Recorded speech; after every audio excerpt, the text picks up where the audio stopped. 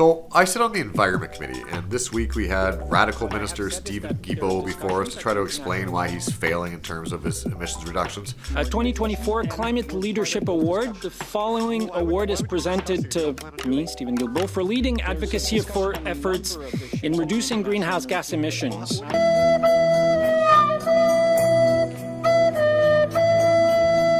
We had a pretty good exchange. It was a lot of fun. So I want to do a bit of a breakdown of what happens at a committee and why Liberals continue to lie so frequently. Let's check this out.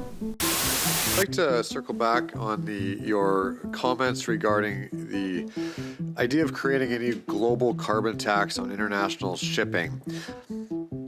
We go out and talk to our constituents. You know, we get a sense of what's going on the ground. Do you honestly believe that Canadians can afford another carbon tax right now?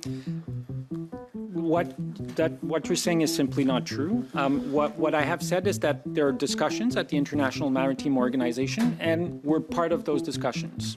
Why would you be discussing if you don't plan on doing it? There's a discussion on a number of issues at the International Maritime What are you discussing if you don't plan on doing that? Like, why would you have international discussions if you don't plan on acting on them? What an odd waste of time. Well, it's a complex problem. We're looking at different. There's conversation on a number of different issues that Canada is a part of. Some of these things will take place, some won't. Excuse me. All right, let's pause there.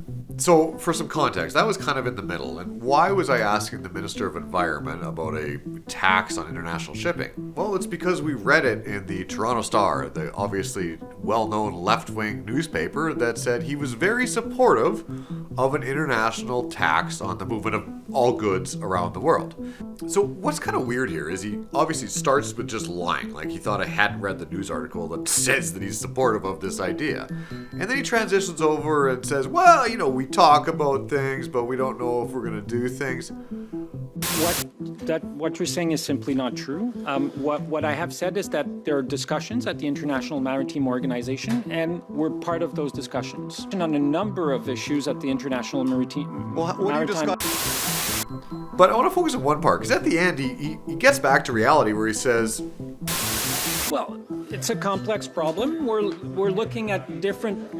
There's conversation on a number of different issues that Canada is a part of. Some of these things will take place, some won't. You see what he did there? At the very end, he decided to say, well, you know, we talk, we might do, it might not happen, who knows? Why would anybody believe that this guy doesn't plan on adding another carbon tax? He once said $50 a ton, we're going to cap it there. Now we're on track to $170. There isn't a single thing on this planet that man wouldn't tax. For a party that's so confident in their carbon tax, why would they run away from this idea? They think it's the best environmental policy ever. Sure, it's making us all poorer, but they are committed to it. Why would he not be just upfront and honest? Let's be clear though, what would a carbon tax on all global shipping mean?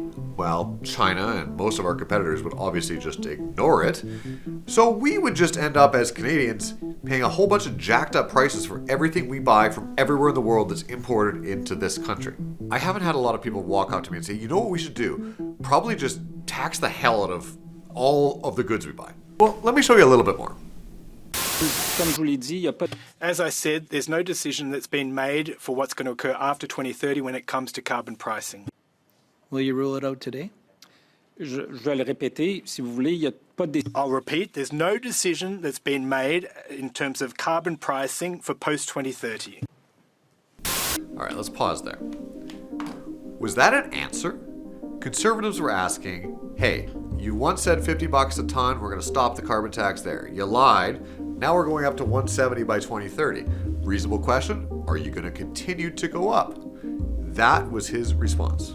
Based on that, I have absolutely zero confidence that they plan on stopping at $170 a ton. This tax, if they're left in power, is going to go up indefinitely until maybe we're all so poor we can't afford it anymore. Listen, I get it.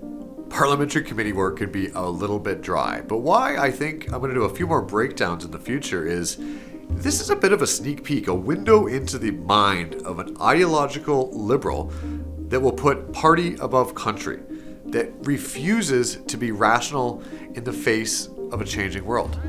Let's remember, Stephen Guilbeault, our Minister of the Environment, he scaled the CN Tower as a professional protester for Greenpeace. He went on the roof of former Alberta Premier Ralph Klein, scaring his wife. He is not a normal person, yet we've made him a Minister of the Crown. So it shouldn't come as a surprise when we see this just intentional lying, using and forcing his ideology, his radical activist ideology, on Canadians.